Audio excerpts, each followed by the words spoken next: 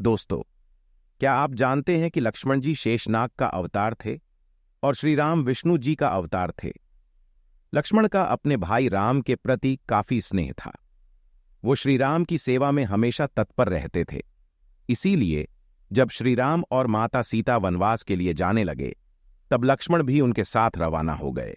वनवास के समय लक्ष्मण हमेशा अपने भाई श्री राम और माता सीता की सेवा में लगे रहते। ऐसे में दोस्तों सवाल उठता है कि लक्ष्मण जी की पत्नी ने 14 वर्ष तक क्या किया। नमस्कार दोस्तों, स्वागत है आप सभी का एक बार फिर से धार्मिक रहस्य चैनल पर। दोस्तों, श्री राम और सीता के साथ लक्ष्मण के वनवास के समय सिर्फ इन तीनों ने ही माता कैकेयी की जिद के आगे त्याग नहीं किया, बल्कि इन तीनों की तपस्या के साथ ही लक्ष्मण की नवविवाहिता पत्नी उर्मिला ने भी त्याग और तपस्या की ऐसी मिसाल दी जो नारी जाति के सम्मान को इतिहास में और उच्च स्थान प्राप्त करा गई। दोस्तों, रामचंद्र, सीता और लक्ष्मण के वनवास जाते समय उर्मिला भी अपने पति के साथ जाना चाहती थी, लेकिन लक्ष्मण ने मना कर दिया। कहा कि वृद्ध माता पिता की देखभाल करना ही उनका कर्तव्य है। इस कारण से 14 साल उर्मिला को पति से अलग अकेले काटने पड़े। लेकिन उर्मिला ने इन 14 वर्ष तक क्या किया? अगर आप जानते हैं तो दोस्तों कमेंट्स में अपने विचार जरूर पेश कीजिएगा। अगर नहीं जानते हैं तो इस वीडियो में बने रहिए हमारे साथ अंत तक। इसके अलावा दोस्तों, लक्ष्मण की पत्नी उर्मिला को लेकर यह वर्णित है कि वो नाग लक्ष्मी का अवतार थी और शेषनाग का नाग लक्ष्मी से त्रेता युग में विवाह हुआ था। लक्ष्मण और उर्मिला के 2 पुत्र थे, जिनका नाम अंगद और चंद्रकेतु था। तो दोस्तों, रामायण के अभी इतने सारे रहस्य अनजाने हैं जिसकी कल्पना करना भी हमारे लिए मुश्किल होता है। रामायण एक अथाह सागर की भांति है, जिसमें डुबकी लगाने पर भी इसकी गहराई का अंदाजा नहीं लगाया जा सकता। रामायण की घटनाओं का अलग अलग तरीके से व्याख्यान किया गया है।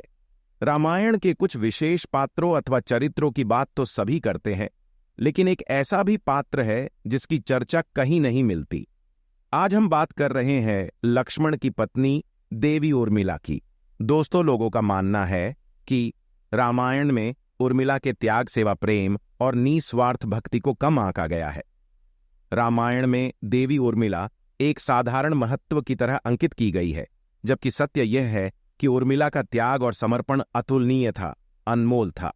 उर्मिला ने जो दुख सहे उस पर तो वो आंसू भी नहीं बहा पाई। बावजूद इसके रामायण में उर्मिला और उनके योगदान को वो जगह नहीं मिल पाई जिसकी वो हकदार थी।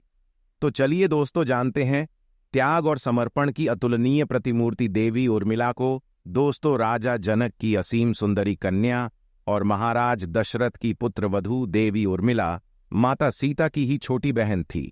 उनका विवाह भगवान राम के अनुज लक्ष्मण के साथ हुआ था।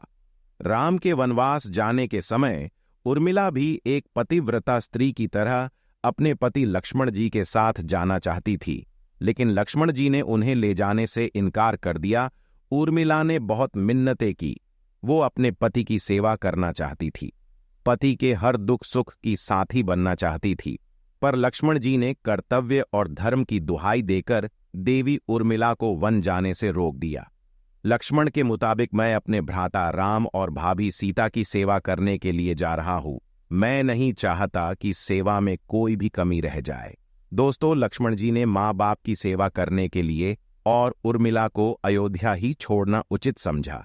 उन्हें शायद पता था कि वो लोग जब वनवास जाएंगे तो उनके माता पिता को इसका गहरा सदमा लगेगा। इसीलिए लक्ष्मण जी विकट क्षणों में माँ बाप को सहारा और सहानुभूति देने के लिए उर्मिला को छोड़कर वनवास चले गए। कुछ पौराणिक मान्यताओं के मुताबिक माना यह जाता है कि उर्मिला के उन नाजुक कंधों पर लक्ष्मण जी बहुत बड़ा दायित्व डालकर चले गए। किसी भी स्त्री के लिए विवाह उसके संपूर्ण होने की निशानी होती है। वैवाहिक जीवन के वो अनमोल पल, वो जीवन सरिता जो कोई भी नववधू अपने पति के साथ गुजारती है या गुजारना पसंद करती है, शायद वो पल उर्मिला के नसीब में नहीं थे। इस दुनिया की कोई भी नववधू अपने पति से कुछ समय के लिए दूर नहीं रह सकती। देवी उर्मिला अपने पति से 1 नहीं 2 नहीं बल्कि पूरे 14 साल तक अलग रही। भला किसी नवविवाहित स्त्री के लिए इससे बड़ा त्याग और समर्पण क्या हो सकता है? खैर दोस्तों, उर्मिला ने पूरे 14 वर्षों तक अपने पति के वियोग में जिंदगी बिताई। ये उर्मिला का अखंड पतिव्रत धर्म ही था कि उन्होंने कभी किसी की तरफ देखा तक नहीं। दोस्तों, उर्मिला के महान चरित्र, अखंड प्रतिव्रत स्नेह और त्याग की चर्चा रामायण में जितनी होनी चाहिए उतनी हो ना सकी। उर्मिला के लिए सबसे अजीब स्थिति तो यह थी कि लक्ष्मण को दिए वचन के कारण वो आंसू भी नहीं बहा सकती थी। अगर उर्मिला पति के वियोग में आंसू बहाती और अपने दुख में डूबी रहती तो फिर परिजनों का ख्याल कैसे रख पाती? ये शायद ही कोई कल्पना कर सकता है कि किसी नवविवाहित स्त्री के लिए अपने पति को 14 वर्षों के लिए अपने से दूर जाते देखना और उसकी विदाई पर आंसू भी ना बहाना कितना कष्टकारी होता है। दोस्तों, जब श्री राम जी के वनवास के बाद महाराज दशरथ स्वर्ग सिधार गए, तब भी उनकी वचनबद्धता के कारण उर्मिला नहीं रोई। आखिर उस हृदय विदारक क्षण में अपने आप को संभालना उर्मिला के लिए कितना मुश्किल भरा पल रहा होगा। वन में जब राम और सीता अपनी कुटिया में विश्राम कर रहे थे तो लक्ष्मण पहरी के रूप में कुटिया के बाहर पहरा दे रहे थे। तभी रात में उनके समक्ष निद्रा देवी प्रकट हुई। तब लक्ष्मण ने निद्रा देवी से वरदान मांगा कि उन्हें 14 वर्षों के लिए निद्रा से मुक्त कर दिया जाए। निद्रा देवी ने लक्ष्मण को वरदान दे दिया, लेकिन साथ में यह भी शर्त रखी कि उनके हिस्से की निद्रा को किसी न किसी को तो लेना ही होगा। तब दोस्तों, लक्ष्मण जी ने निद्रा देवी से निवेदन किया कि उनके हिस्से की निद्रा उनकी पत्नी उर्मिला को दे दी जाए। कहा जाता है कि निद्रा देवी के इस वरदान के कारण ही उर्मिला 14 वर्ष तक सोती रही और लक्ष्मण जी जागते रहे। कहते हैं, वनवास से अयोध्या लौटने के बाद जब भगवान राम का राज्याभिषेक हो रहा था तो उस समारोह में उर्मिला भी थी, लेकिन वो नींद की अवस्था में ही थी। ये देखकर लक्ष्मण उनके ऊपर जोर जोर से हंसने लगे। देखकर वहां मौजूद सभी लोग दंग थे। तब लक्ष्मण ने बताया कि उर्मिला अभी नींद में है, जब मैं उबासी लूंगा तभी उर्मिला की नींद टूटेगी। ये सुनकर सभी लोग हंसने लगे और उर्मिला आहत होकर वहां से चली गई। दरअसल निद्रा देवी से उन्होंने ये कहा था कि वो 14 वर्ष उन्हें परेशान नहीं करेंगी और उनकी पत्नी उर्मिला उनके स्थान पर सोएंगी। निद्रा देवी ने उनकी यह बात एक शर्त पर मानी थी कि जैसे ही वो अयोध्या लौटेंगे उर्मिला की नींद टूट जाएगी और उन्हें सोना होगा। लक्ष्मण इस बात पर हंस रहे थे कि अब उन्हें सोना होगा और वो राम का राज तिलक नहीं देख पाएंगे। उनके स्थान पर उर्मिला ने इस रस्म को देखा था।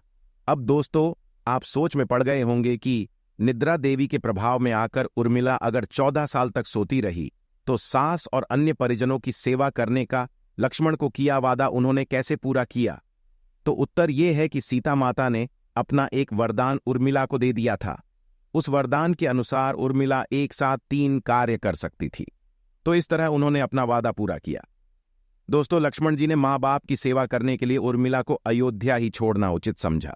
ऐसे में लक्ष्मण के उर्मिला से अंगद और चंद्रकेतु नाम के 2 पुत्र तथा सोमदा नाम की एक पुत्री उत्पन्न हुई।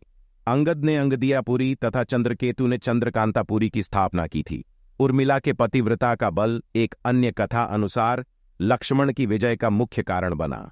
इसलिए दोस्तों, इतने सारे त्याग, बलिदान और कष्ट सहने के बावजूद भी वचनों में बंधी देवी उर्मिला रामायण में नीपद में रही। उर्मिला ने जो सहा शायद ही आज की कोई स्त्री ऐसा कर पाए।